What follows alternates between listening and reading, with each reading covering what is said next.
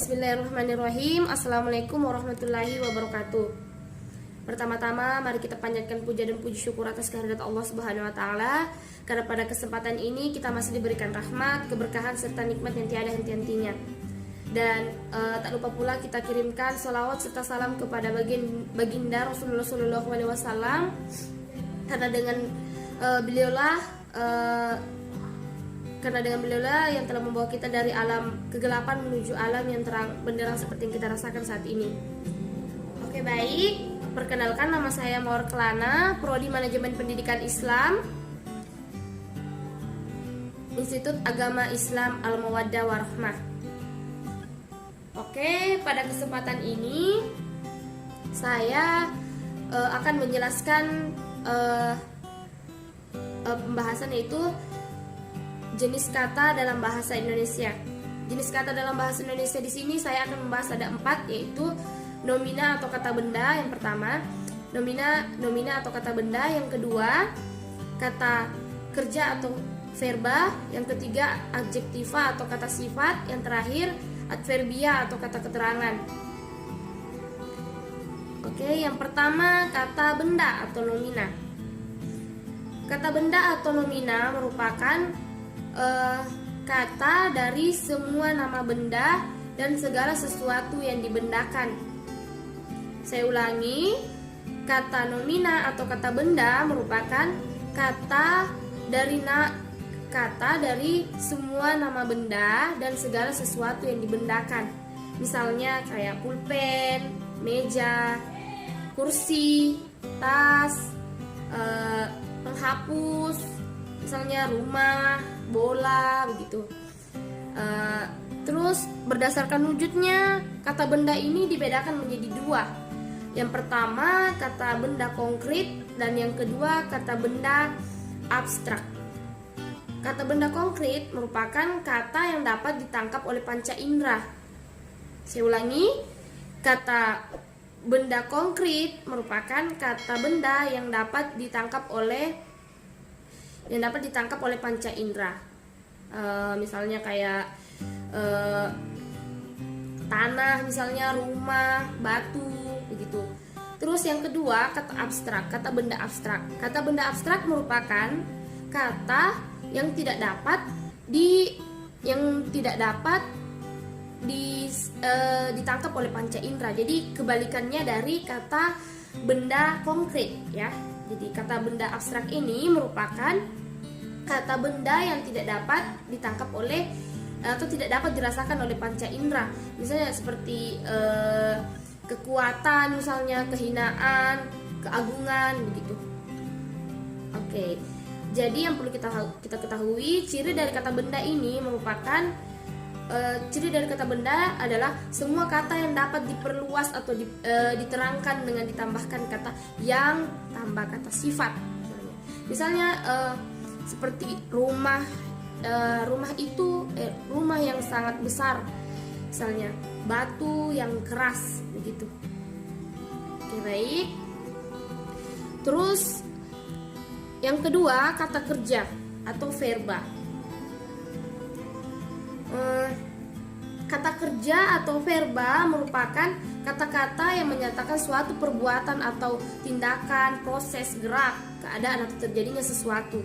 Saya ulangi, kata kerja atau verba yaitu merupakan kata yang menyatakan suatu tindakan, proses, gerak, keadaan atau terjadinya sesuatu, begitu.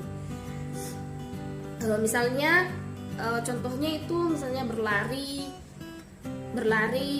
berjalan, memasak, menyapu, mengepel, begitu. Jadi contoh kalimatnya itu misalnya Ani sedang berlari atau Roni sedang bermain bola, begitu. Dan yang ketiga, kita lanjut yang ketiga, yaitu adjektiva atau kata sifat. Adjektiva atau kata sifat merupakan, jadi kata sifat atau adjektiva ini merupakan kata yang menyatakan keadaan seseorang, watak seseorang begitu.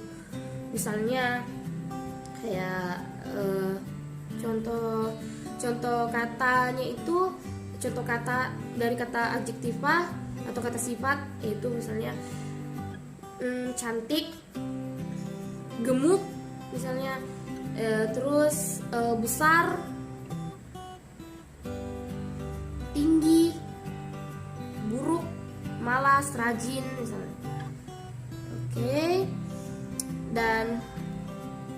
Oke, selanjutnya yang terakhir yaitu kata keterangan atau adverbia. Kata keterangan atau adverbia adalah kata yang menerangkan predikat pada suatu kalimat. Saya ulangi, kata yang menerangkan predikat pada suatu kalimat. Dari kata adverbia ini ada jenis-jenisnya. Ada beberapa jenis beserta contohnya, yaitu yang pertama kuantitatif, limitatif, frekuentif, kewaktuan, kontrastif, dan keniscayaan. Nah, yang pertama kuantitatif. Apa sih kuantitatif sebenarnya? Jadi kuantitatif ini menggambarkan makna yang berhubungan dengan jumlah. Maksudnya jumlah makna yang berhubungan dengan jumlah. Contohnya banyak, sedikit, cukup, dan kira-kira. Saya ulangi, kata kuantitatif ini adalah kata jenis kata jenisnya terakhir itu kan kata keterangan.